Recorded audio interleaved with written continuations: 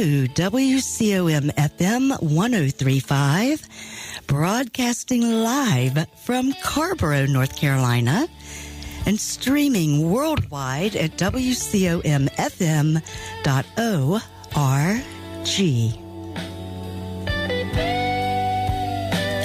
Hey, everybody. Welcome to Martini Mondays, shaking it up with Ruby Martini and Magnolia Steele. Yes. Hey, everybody. Ruby Martini here along with Magnolia Steele. Welcome to Martini Mondays, shaking it up with us. So, hey, y'all, this is Magnolia Steele, and I'm here with Ruby Martini. Welcome, everybody. We are super excited to invite you to our audio stage where we flirt with vintage and contemporary burlesque, ponder random points of interest, and have engaging conversation with our guests. Our focus is local. Our focus is local women who have inspiring and empowering stories to tell, journeys that might maybe include some speed bumps, maybe some roadblocks, perhaps overcoming some adversity. Our hope is that their words may inspire someone to move forward with an idea or a personal dream. While each of our episodes may be a little bit thematic, our conversations grow organically with topics we may or may not have prepared for. Soon we are going to be joined by this week's guest, Bloch from the Flying Bull Beer Company. Magnolia, it is so good to lay eyes on you. Oh, Ruby, it's wonderful to be here in beautiful downtown Carborough, North Carolina. I had to hustle to get here, and honestly, I thought I was going to be late. Oh, Magnolia, do tell. Well, Ruby, when I was on my way here, doing fine on time, when this big old semi-trailer was holding up traffic, going so slow on 2 lanes. Traffic was lined up behind it. Eventually, I was able to get up behind the semi, and I saw the logo painted on the back, and it read, "Longhorns aboard, steer clear. Oh. Don't drive like a bull in a china shop." Yeah. Well, that's right there made me sit for a minute and to make sure that I wasn't behaving myself. But I did make it around the truck without mincing any meat or getting in any cow pies. Anyway, Ruby, I made it on time. Magnolia, let me say, I do not have a beef with your beef, and I'm so relieved you made it on time. Now I'm thinking about a big old porterhouse steak, and that makes Ruby want to shimmy. Now we get to take a moment to honor our underwriters. Without our underwriters, we would not be here. Huge thanks to Double Martini Productions, your local nonprofit performing art collaborative, home of the Bottom Line Burlesque and Comedy Troupe, as well as Miss Ruby's Vaudeville Revival Follies Review. Their monthly fundraiser is coming up. An afternoon with vaudeville art is Saturday, March 14th. This event invites local artists to draw at the event, featuring live models in vaudeville, pin-up, burlesque costumes, as well as an upbeat daily fashion. This events are every second Saturday of the month, held at Snow Approach Foundation, located at 129 East King Street, downtown Hillsborough. Artists of all skill types are invited to draw. Just bring your art, drawing supplies, and there is plenty of room for easels. So donations of $15 to $25 are requested. For more information and to register, doublemartini.org or select Art Draw Events. And Cat Moves Traveling Studio, delivering award-winning dance and fitness coaching and training to you at your location at your convenience. Join Cat every Tuesday for free line dancing from 6 until 7 p.m. at 129 East King Street in Hillsboro. Find out more at catmoves.me. That is cat with a K, catmoves.me. And thirdly, Perfect Timing Celebrations, providing personalized traditional and contemporary officiant services with budget-friendly rates to help keep your wedding stress-free. Find them on Facebook by searching Perfect Timing Celebrations. All of our underwriters are linked to our Facebook page. And find us on Facebook by searching at WCOMRUBY.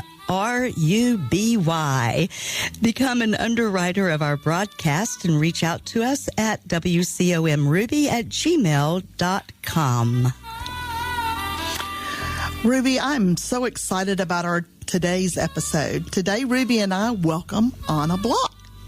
Anna and her partner, Joel, have created and grown a popular and successful business model that has received so much love and support from the community. We will bring Anna on board in just a few minutes. Thank you, Magnolia. Yes, we are definitely looking forward to having Anna on our audio stage. All right, everybody. Thank you for tuning in today for our 7th episode of Martini Mondays, Shaking It Up with Ruby Martini and Magnolia Steele. We've been collaborating with each other since 2018 as members of the Bottom Line Burlesque and Comedy Troupe, a Hillsboro, North Carolina-based performing arts collaborative under the nonprofit umbrella of Double Martini Productions. The troupe was founded in 2012, and we've been performing since 2013. Magnolia joined the troupe in spring of 2018 and has not looked back. We proposed our audio sassafras shenanigans to WCOM in the fall of 2025, and they said, bring it on.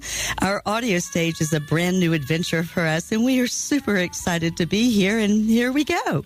Oh, Ruby, that sounds like a good lead-in on our Back in Time Burlesque segment. That's a great idea, Magnolia. Let's do it. In our previous episode, we introduced leg shows. Ooh. And additional to the comedy, song, dance, of burlesque performances, our nod this week is the weaving of sarcasm and cartoonages, and I'm saying that. Caricature. Yeah, I'm doing. Which are cartoons. They are cartoons in shows. I don't know why that word is weird for me. Of course, comic edge. You know, we're thankful for the sarcasm because I personally couldn't live without it. Me too, because girl. Many times it just makes the funniest comedy. Those historical methods continue today in American burlesque. And what a rich history American burlesque offers.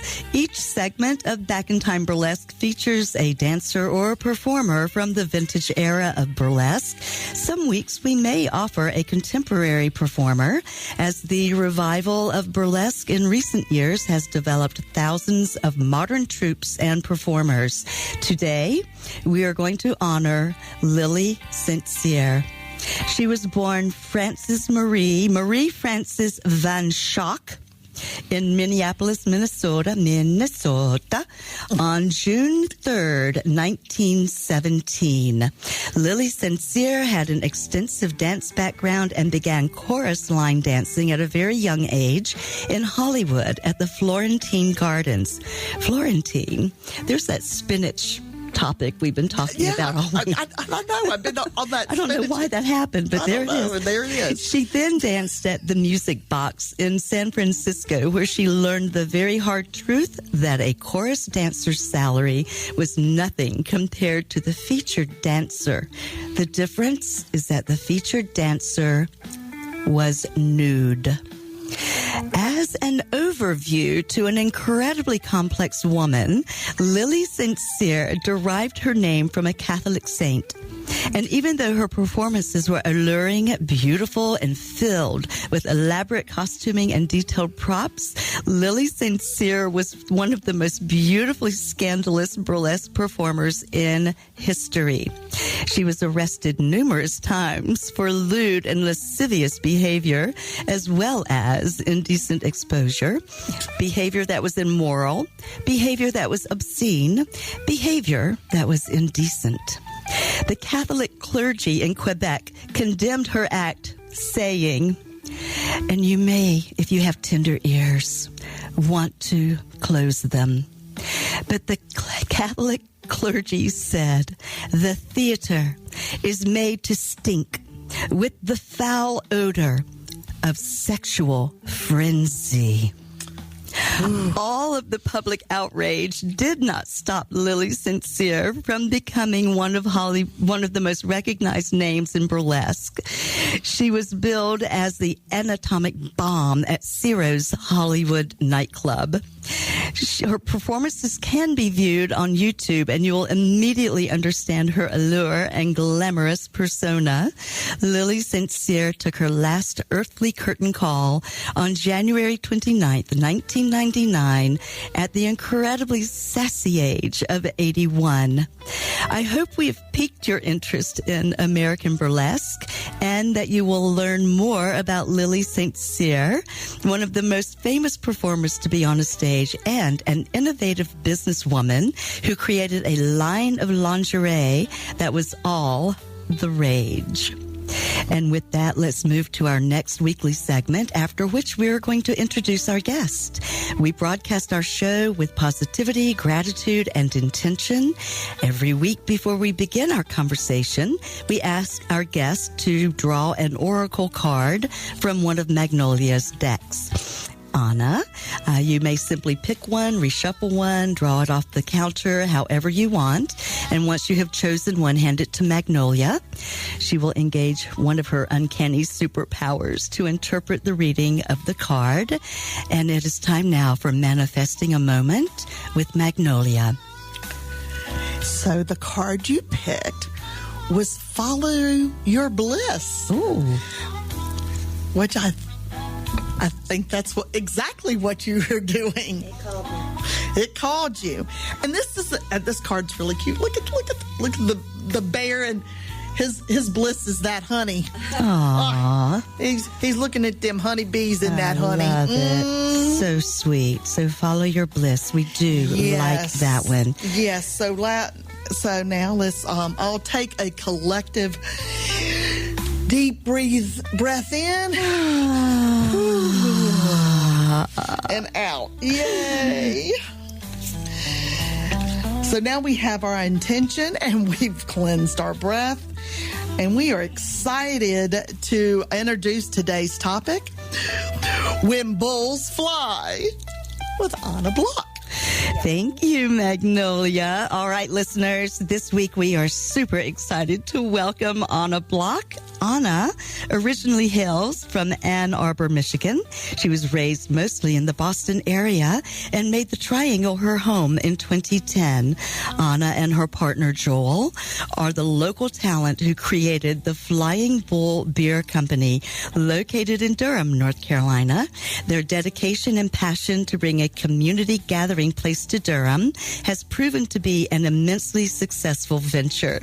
We are very excited to welcome Anna to our audio stage. Anna, thank you for joining us. Thanks for having me. I'm very excited. I love your community engagement, and we know that there were challenges when you began your new adventure. We would love for you to share the beginnings of Flying Bull Beer Company. Sure. Well, the Flying Bull began in 2020, right in the beginning of the COVID pandemic. Not that we knew that was going to happen. That was just luck, shall we say. But the dream began when Joel and I started dating. One of our favorite things to do was find a community pub, find a brewery, and belly on up to the bar, talk to the bartender, talk to the locals. That Cheers vibe was a great sitcom for a reason, finding the people that make the community over a shared beverage. And beer happened to be both of our favorite beverages, so that worked. It could easily have happened in a coffee shop, but for us it happened in a brewery. And we wanted to kind of create that vibe, with our shared dream. And whenever we travel, that's where we go. That's that kind of vibe we look for. So we wanted to bring that to Durham. So tell me where you set up your first location. Yes, we set up our first location on 9th Street, historic downtown Durham, just north of Duke Main Campus. Go Blue Devils. And we love that location. It's this old brick building, and as we constructed that location, we pulled off decades worth of old playbills, old music events, just different community events, and each year we peeled off the brick. Each coat of paint we peeled off that brick. We kind of felt like we were going back in time. And then as we started to build our location, we found some old wood off of a tobacco barn in East Carolina and used that, and you can just smell the tobacco coming out of that wood as we were there. Joel was there with that circular saw till 2 a.m. every morning cutting up those planks. And, as we were building that location, the community already started to come to us. We had our friends at Devil's Pizza come and feed us and bring us caffeine, bring us Mountain Dew or whatever we needed to survive. It was just so wonderful having the 9th Street community, which has been one of the most community-focused neighborhoods in Durham as it is. It just was really the perfect place for us to birth our baby bull, as I call it. Yeah, that is historically 9th Street has always had like the happening places to be. When I first moved into this area way back in 77 in the other years. Anyway, we would hit 9th Street. Everything was different, of course, but still it was a place to go and hang out. And if I recall correctly, we could shoot pool. We could go play pool on Broad Street and then head over to 9th Street. And it was just always fun in that area. So you opened a beer garden because... Yes, we had to open a beer garden. It wasn't in our original plans. Luckily, our landlords worked with us because the state was essentially locked down about a month after we signed the lease due to the pandemic. And we ended up, our opening day was August 27th. And Joel essentially built a beer garden the night before. And everybody was so gracious. We had a flamenco guitarist wandering around playing music. We had a paella station. And, I love it. We've always loved that kind of international vibe. Had several of our own beers on the board, although that was real challenging due to North Carolina beer laws and not being able to actually start brewing until we legally open. And so that was actually pretty cool too, because all of our community brewing friends were able to support us as a community tap room. And we had 24 taps, and we had beers from all over North Carolina, and we always have carried beers from all over North Carolina to help support our... I wondered how you were able to sort of dive in right out of the gate, knowing that there has to be a delay before you could actually physically brew. Exactly. Yeah. So exactly. First locations are almost always tap rooms first for that reason. And we're just so grateful to our beer community as well for supporting us like that. Yay, beer people. Whoop, whoop. So now you have 2 locations. Talk to us about your second location. Yes. So our little baby bowl, I call it the New York kitchen of breweries. It was about 750 square feet all in. And so it was quite challenging to brew in there. So we quickly decided we needed a little more elbow room. We found our second location space in 2023, opened in 2024. That is on Morris Street in what they call the Innovation District. It's a relatively new district in Durham. There's a lot of up-and-coming restaurants. The apartments are going up, office buildings, cute little dog park. So, great area. So we built that space out from scratch. We now have a 10-barrel brewing system in there, which is 5 times as large as anything we could squeeze into our first location. And we added a craft kitchen. So that was our new foray into being a restaurateur. Yeah. So how, tell me about transitioning into the restaurant world and how that has, well, first of all, let me say it's been very successful, but jumping into it had to have been a little bit terrifying with the excitement and adrenaline that goes along with it. Tell us about that experience. Most definitely. I had zero experience, had never even been a host or a server, barely ever went to restaurants. My family was eat at home, so it was completely foreign to me. Luckily, Joel came with some experience, thank goodness. But so I let him kind of be a lot of the decision maker on that. But building the restaurant and building that restaurant vibe, was almost as different from brewing as you can possibly think of, other than, there's a culinary parallel, right? Creating something delicious is creating something delicious, but very, very different as far as, the permitting and the have much more staff. We're not doing it all ourselves anymore. And then we quickly became known for our private event space and our private event offerings, which we had never expected to do. I considered our space small, but as far as private events go, people are really, really happy with it. So I had to quickly learn how to work on catering and private event agreements and things like that. And we just love them now. We do a lot of happy hours. We do a lot of wedding, rehearsal dinners. We do a lot of welcome to the town, the more informal, we haven't done our official rehearsal dinner, but everybody's in town. Let's go grab a bite. Let's go mingle. And we just love that part of hospitality as well. Absolutely. So I'm looking at your menu. I'm intrigued that you have some Bavarian influenced dishes. Is there a history there, or just a love for the food? Yes, actually, well discovered there. We do have, our beer garden is called Bulvaria, as a take on a little play on words for Bavaria, which is really where, our American tradition of beer was born, was Germany. Beer goes back 7,000 years to the Middle East. But what we recognize in America, our roots is Bavaria. That's where, German purity laws, that there has to be yeast and there has to be hops and there has to be water and there has to be malt, barley specifically. All of that is that German influence. My family is German as well, so it was a real easy, kind of decision for us on that side of things. And you mentioned our current menu. We do have German, kind of Bavarian influences there. Mm-hmm. Stay tuned because we're rolling out our new menu this week.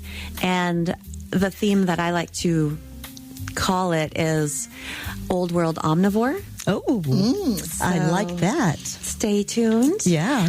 Little teaser. We've got some beautiful pork terrine, these old French countryside, German countryside. I love it. Parisian cafe, maybe, these fun, different items, and I'm just cannot wait. Everything looked fantastic on the menu, and I'm ashamed to say I've not been to either of your establishments yet. I'm watching for you. That's a big yet. She's coming. Now, I have been. There. I've been. Yes. I've been to the Morris Street location. And I will say, this is kind of indicative of the two of us. Yes. I messaged Magnolia and said, go look at the beer menu and pick your 3 top points of interest, and we'll talk about those in the show.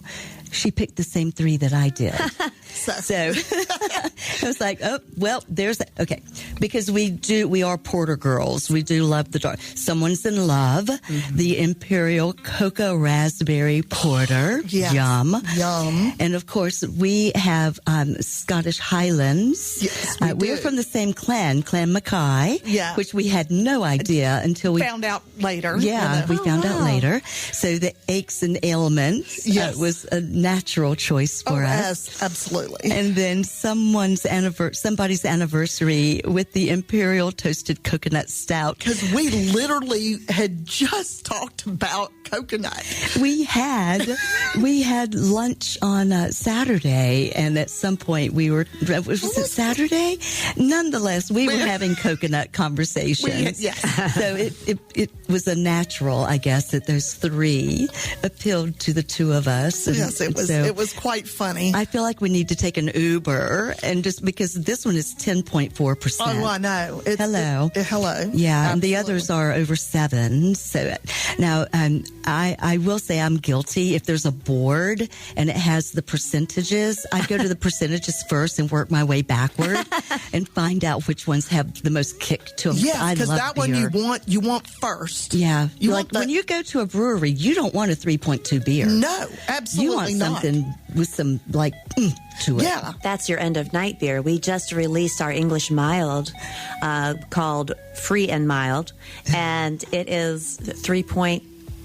Oh, they're going to kill me. 9%. And that's my end of night. Because it's the less. Yeah, exactly. Yeah, and you would not believe it by the flavor. It's so really toasty. Because that is a it thing. is Is that weak. night Not with a weak. K or night with an N? Because English nights work for me. There you go. Thinking of the French Lancelot, I suppose. Anyway, okay. So let's do a martini melody. Okay. And when this finishes, Anna will give you an opportunity to tell us why this song appeals to you and what you love about it.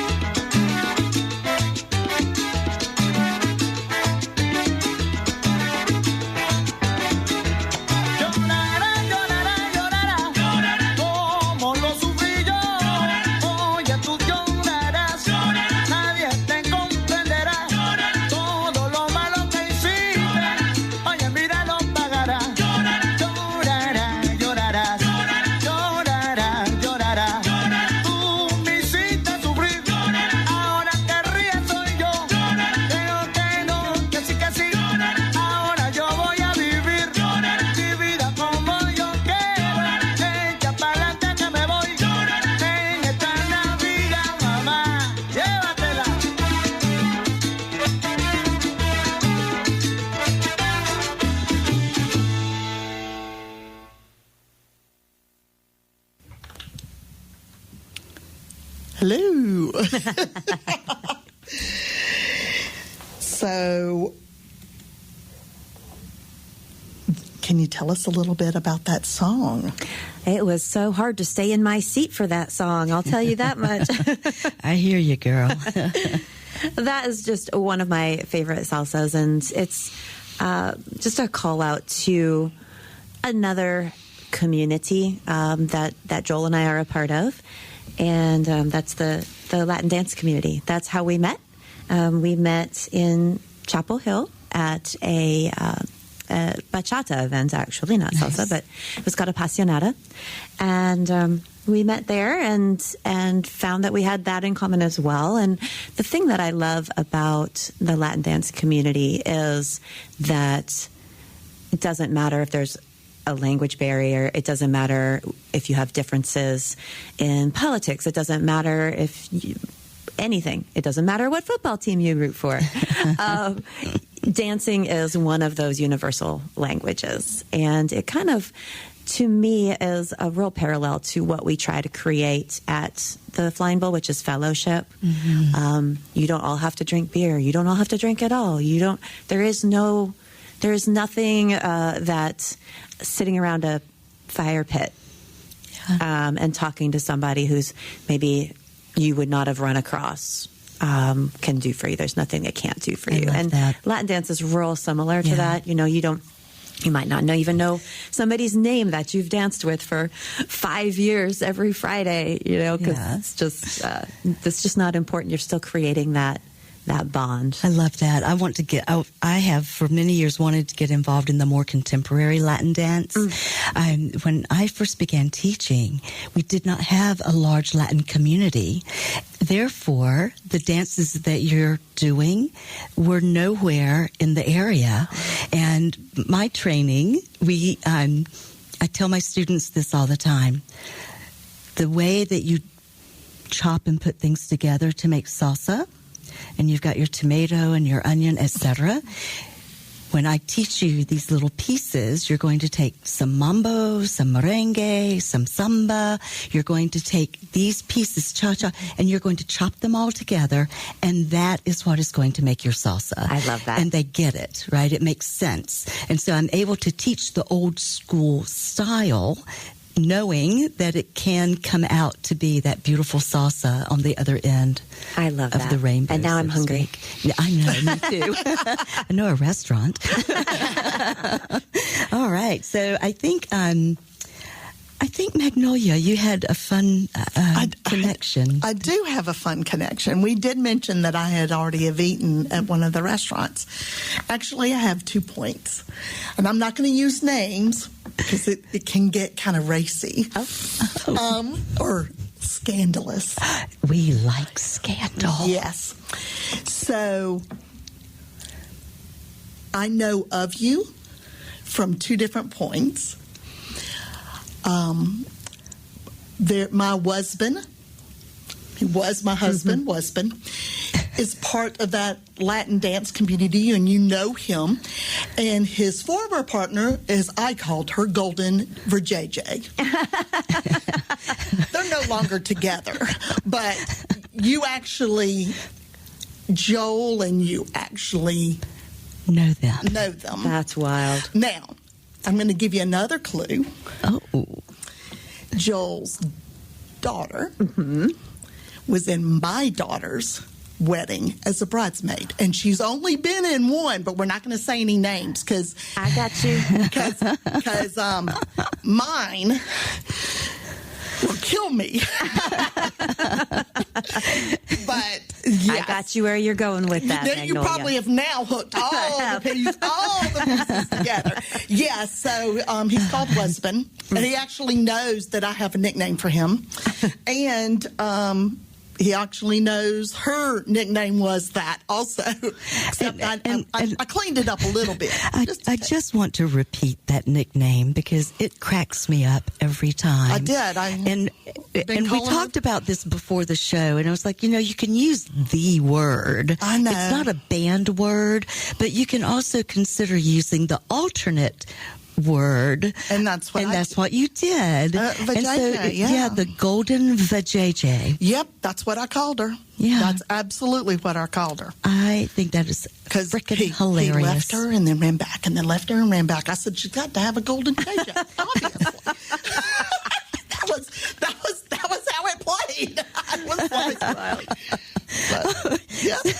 So, getting back to business. Oh, yeah. So, and I went to the restaurant with my daughter. That's who I'm. Oh, my gosh. I love it. Yeah. So, in going through the information that you submitted to us, the other thing that we got a giggle out of is that your favorite martini is our favorite martini. And, and neither of us are Catholic, so we don't know what the Hail Mary is. So I actually went and got it and copied it and put it on our cheat sheet so we could see. It's long. According to Anna, I guess a priest at some point would make the martinis and say, pour the vodka as long as the Hail Mary is, and then the Amen is the vermouth. Exactly. And that cracked me up when I saw how long the Hail Mary actually is. I've not paid attention to it all my life. I've heard it, but never. Well, you have to say it real fast, or your martini is going to be the size of it's going to be half your liter bottle. You could pour like a fifth of vodka. I know. We don't mess around. Catholics don't mess around with their martinis. Well, I'm a watered down Catholic, so we can tell why. Well, I was raised Episcopalian, and we call ourselves watered down Catholics.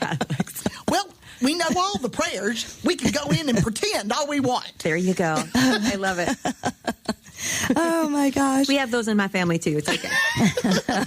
So the note that I had made is that your favorite martini is mine and Magnolia's as well. Although Ruby does an in and out with the vermouth before I pour anything into the shaker, because I just like it's in, it's out, rinse, just, toss. Yep. Done. They gotta have the really good olives too.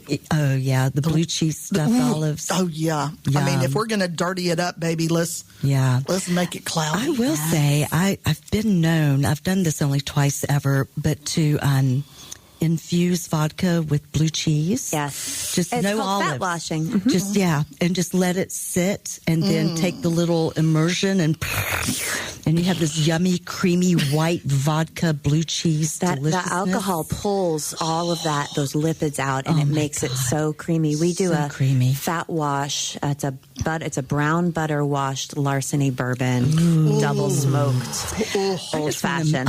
I just want to move in over there. That's our best seller. That and the espresso martini. I love an espresso martini. We toast the marshmallow and put that on top.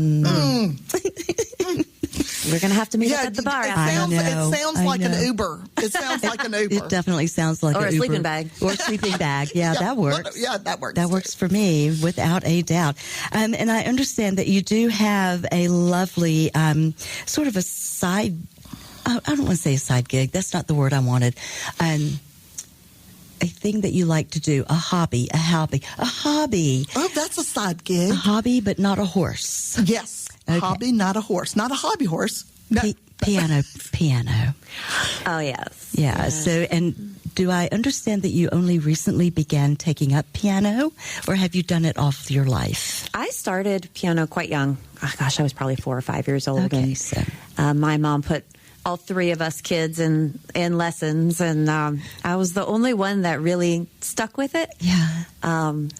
My brother is super musical, but he kind of just went to the guitar route, but I just loved the piano. And then, I've always played classical, and it's always bothered me that I did a little jazz in high school, but I still, since I was classically trained, as it were, I read music. I'm terrible at figuring out the chords unless, spelled out there on the staff in front of me. So recently I've been trying to learn to play jazz accompaniment, to kind of work off of fake books. Someday I might be good enough to actually play by ear, but I feel like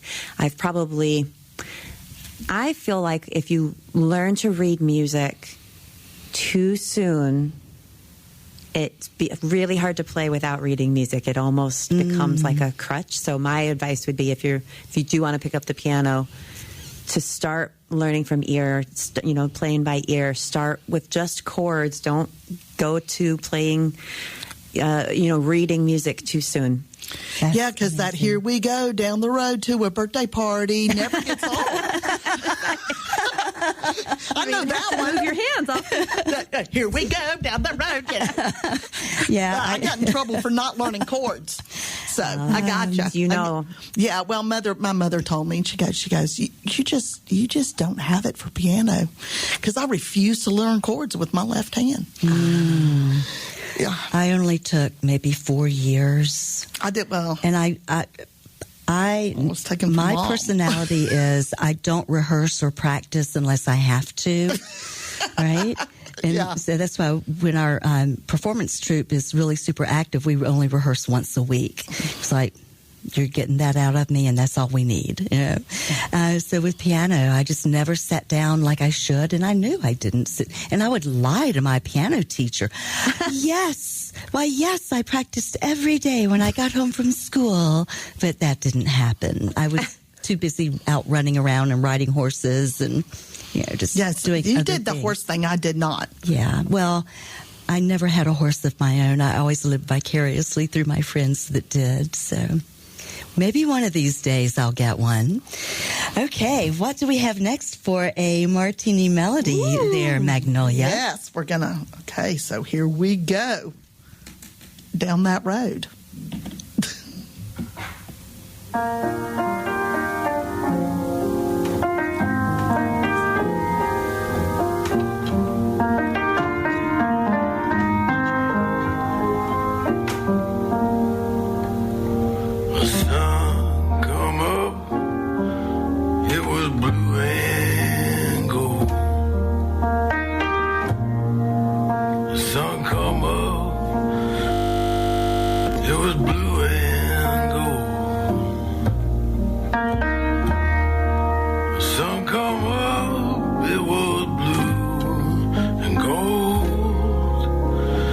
Since I put your picture in a frame,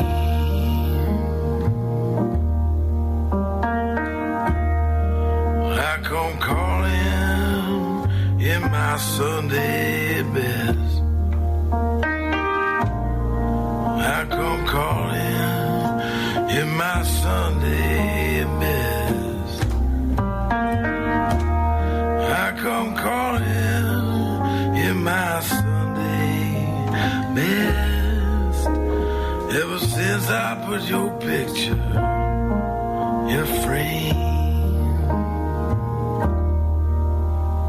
I'm gonna love you till the wheels come off. Oh yeah.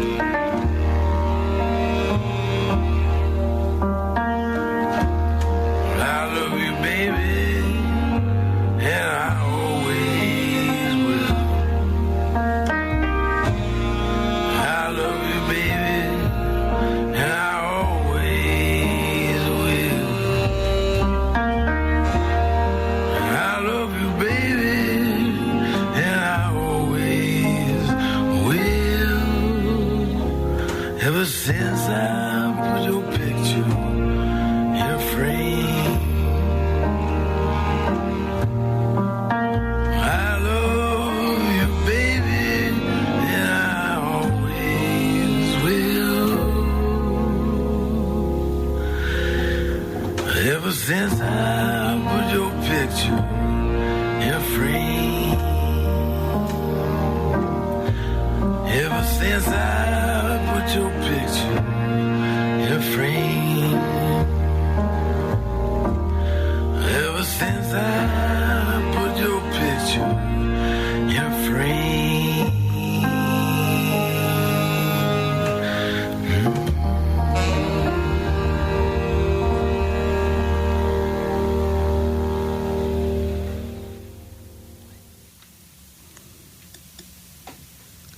Oh, I love that song.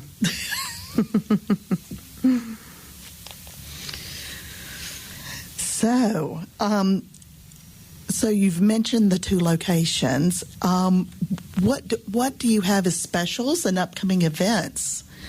I think you have some at the tap room. Yeah. So first of all, we have trivia on Wednesdays at 7 p.m. and Durham Magazine does a Best of Durham every year, and voting is out now. And they don't have a best trivia in Durham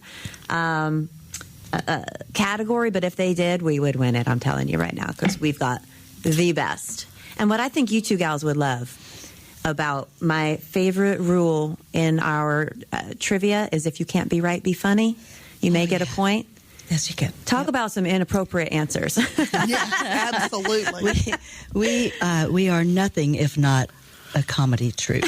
We definitely are. I mean, Saturday when we were out eating, I forgot what we said to the person that took us to the table, but they put us in a booth and the shade was up, and he goes, well, we can pull the shade down, and we go, ooh, we're in the dark. And we said it in unison. Oh my gosh. We can't take us anywhere. It's kind of what that boils Well, down you'd to. fit right in then. Trivia. And then, of course, we have our Martini specials on Wednesday as well. Yeah. We like martinis. Yes, You can't get a cheaper, better martini, and we just created one with our kind of Valentine's Day raspberry theme. It's a chocolate raspberry martini. It's That delicious. sounds yummy. It does. Yes, it does. And I saw that you had Tequila Tuesdays. Yeah. Oh, hello. Oh, yeah, because that one over there, I love tequila. She loves some tequila. And I'm not a shooter. I'm a sipper. I'm a neat sipper. It's very proper that way. That's all right. And you have a bestie that does. my bestie, man, she slams them down. She I don't know how slams she them does it. down. I'm telling, she does. She doesn't know what she's drinking. She's a grown-up, and she just slams them, man. Yeah, but my favorite thing with tequila is to do a side of tonic with some orange, and then a neat pour of tequila, usually a double, and then just sip. Do you like the reposado? I love the añejo. Oh, girlfriend. I know. I love that stuff. Yeah. Yeah, I have to pick the top of the line, the more pricey stuff. But, I would sip it too. yeah, but I do like the reposado. I mean, yes, more than the Blancs. More than the Blancs. And I'm more of a whiskey girl. And I do love whiskey. I do a whiskey side. I like to do all these conversations. These all work, except right? Gin and rum aren't my big favorites. And we talked about that. Yeah, we did. About we're not gin people. No. The coconut cake that we were talking about. That's where the coconut came from. It had pineapple between the layers. Mm-hmm. Now, had the description said that, I would have been like, oh my God, that sounds amazing. But I thought I was just getting a cream of coconut cake without lemon curd, which is also popular. And so when I got it home, I got it to go, and it had pineapple in it. I was like, oh. But it reminded me it would be really good as a rum cake. I was going to say, that sounds like you need a little side of rum with that cake. So, and I would do that. So I'm not opposed to rum, and I'm not opposed to gin. I just really rarely buy them. When I do buy, I buy Gosling's because it's my favorite. So rum. Yeah, boyfriend and his surprises. I know, boyfriend surprises. Okie dokie. So where are we? I guess upcoming events. Yeah. And then we got. Well, I don't know. Did that clock go out again? You know what? I think we're probably right at maybe soft wrap. Yeah, it sounds like it. But about 5 more minutes. So, Anna, is there anything additional that you would like our listeners to know? Maybe some websites or social media? Definitely, yes. Our website is pretty easy, flyingbullbeercompany.com. Both of our locations are featured on there. Insta is Flying Bull Beer Co. or Flying Bull Tap and Coffee. And I'm really excited, actually, to talk about the coffee because we just brought that on Black Friday. We brought coffee, espresso, to the tap room. So that's been really fun. It's actually been really fun to find the right musical vibe that takes you from coffee to beer to tequila. Oh, now that sounds like a fun prospect. Yeah, reggae works real well. Get that, right? Because that is definitely a 24/7 culture. Like maybe we go on vacation and you wake up with it and go to bed with it. What's time? Yeah, that's for sure. All right. Website again? Yeah, the website is flyingbullbeercompany.com. And we also have the Double Martini Artist event, Afternoon with Vaudeville Art. Unique drawing experience. Yes, it is. For more information, go to doublemartini.org. And I just want to add that event is really a lot of fun. We have different models that come in different costuming, and then local artists are invited to come in and draw. There are 9 drawing segments, and I think 4 costume changes, sometimes 5. If we have 2 models, it'll be 9 segment. Nonetheless, it's a lot of drawing. It is a lot of drawing. And it's a lot of fun. I've participated on both sides of that. That's right. That is absolutely right. All right, dear listeners, I reckon it's probably time for us to do our hard wrap and get things rolling. And I just want to thank everybody for tuning in with us and supporting us. And Anna, thank you for joining us for When Bulls Fly. Woo! I know, episode number 7. So you came in nice and early with us, and we love you for that. Magnolia, for your continued shenanigans. Thank you so much for that. Shenanigan. I know. We're pretty darn good at those. We want to thank WCOM for welcoming us to their audio stage, and we definitely want to thank our underwriters.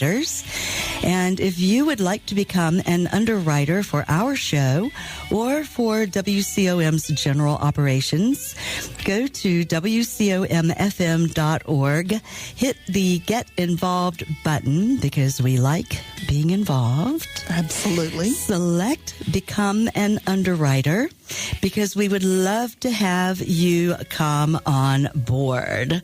All right, all you shakers, join us next week, Monday, the 23rd of February, when we welcome Malia Gabbert.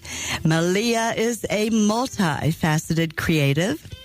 Her art medium is incredibly unique, and I am of the opinion that she is a true Renaissance sister. So we'll see you next week, and until then, all you shakers, keep on shaking.